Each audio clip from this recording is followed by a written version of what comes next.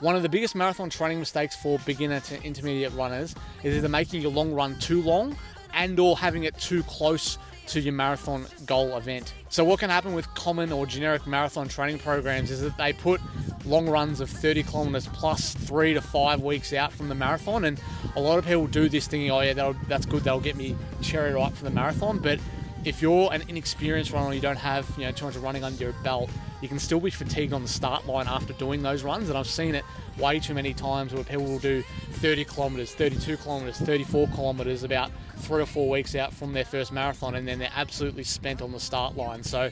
what you've got to remember if you're a beginner to intermediate is to make sure that your long run isn't too